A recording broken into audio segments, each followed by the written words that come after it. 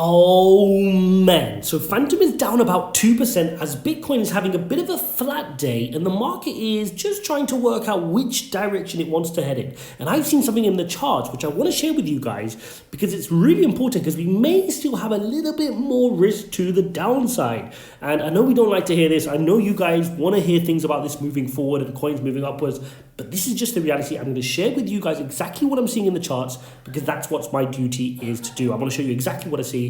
I won't sugarcoat it. You guys know that. I'll give you the TA based on what I can see and the fundamentals based on what I can see. So first of all, you guys know I've been saying this for multiple weeks now. I'm looking at Bitcoin first before we look at our altcoins. It would be silly and irresponsible of me to just say, here's a pattern I see on the Fantom chart. It doesn't matter what's going on in the micro crypto world. It doesn't matter what's happening with Bitcoin. This is what Fantom's going to do. It doesn't quite work like that. So let's spend a few minutes looking at Bitcoin and then I'll show you exactly what I'm seeing in the Fantom chart. And if you appreciate that, guys, hit up the likes, subscribe, join this channel and support me in bringing these updates to you guys. We're building a really important community here, focused not on pumping coins, but on realistic TA, realistic fundamentals, and being pragmatic. That's what we want to do here. We were here for the long run to build wealth for the long run.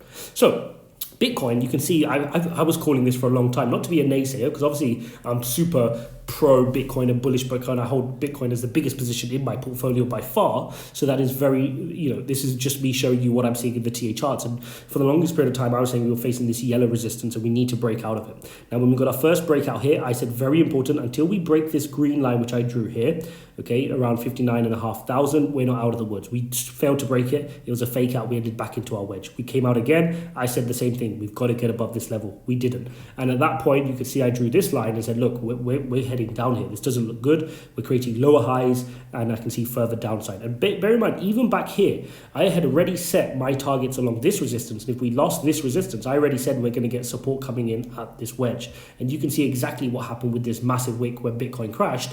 We lost the white resistance here and this big violet wedge had to come into play to save us. And I'm just going to zoom out just so you can see where that violet wedge has come from. This was the massive wedge we drew on Bitcoin because this is the massive wedge which we broke out of and we've now just come back to support it. Now the good news is from a macro perspective, on a very long-term perspective, if we're coming out of a wedge, which we just broke out here, we're well on our way to our price target, and then we come back to the wedge and test it, we are still set up to bounce off it and head higher. Okay, so that's what we want to see now. We want to really see Bitcoin gain some strength over the long term, break this high here and head higher towards our 85,000 target on Bitcoin, which I continue to hold. But in the short term, we can still see some more pain, and that's what we need to be careful of, guys. And the reason I'm saying that is the following. This is going to be really important for any of your Fantom investments as well. We had this flash crash down. We've now seen that we're trying to recover back up, but this can easily be a bear flag and a continuation pattern to the downside. Let's get back to that chart. Okay, so what can happen is when you have a crash down, it works the same when you're going up as well. If you have a crash down and then you get a continuation pattern, it can then continue back in the direction it was heading in. And that's what you call a continuation pattern. And that's what we have to be wary of here. So we need to create a solid reversal. And in order to do that, we will have to get, in my opinion, above this white wedge and then hold it as support above here for a little while before we're ready to head higher. Okay, really important that we're able to do that if we want to get higher levels on Bitcoin. So moving on to Fantom, and before I get into Fantom, guys, if you appreciate this type of content, please don't forget to hit the like button and subscribe. If you want to support this channel a little bit more, consider hitting the join button.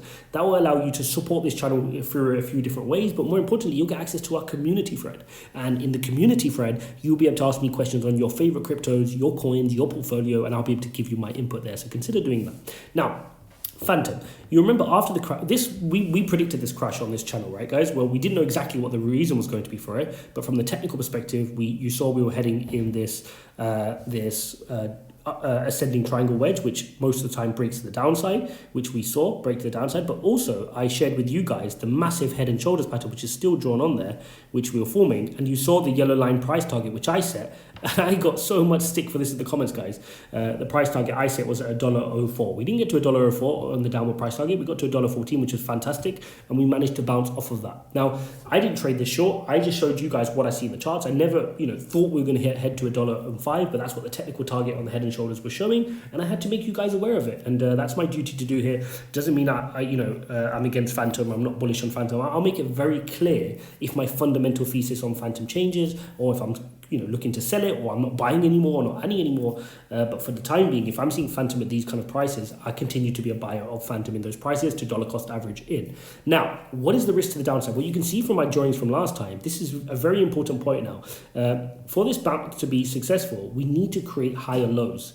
Now, you can see we have created a higher low. Let me just clear some of these arrows from the previous video to make it a little bit more clearer for you.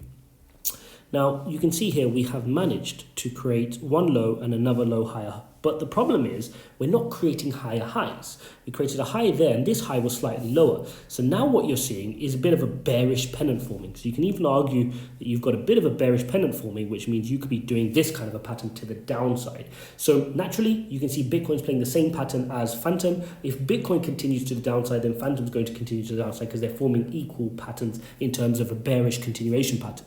Now, like we said, in order for that to be averted, Bitcoin has to get above that wedge and hold above that wedge to create a reversal and start heading to the upside. Now, the positive news is if those of you guys who were around when Bitcoin touched 28,000 earlier this year, you will know it only took 5 to 6 days maybe to recover quickly back higher. And we expect that to happen really quickly here again as well. Now, keep an eye on that. Make sure you don't panic sell. That's always the most important thing, guys. Anybody who's asking me, oh, I'm super down on my portfolio, crypto is volatile. You can have massive upward days and you can have massive downward days, and you need to have high conviction, because if you don't have high conviction and you open your portfolio and you're 30-40% down and some serious money down, that's what's going to lead you to panic sell, and that's what's going to make you turn an unrealized loss, which is just paper right now, right? Because if you hold, it will go back to profits, into a realized loss, and then you're going to fall out of love with cryptocurrencies. You're not going to believe in certain projects. So it's really important before you buy to build conviction in it. And if you notice at any point your conviction waning, do more research. And if your research still doesn't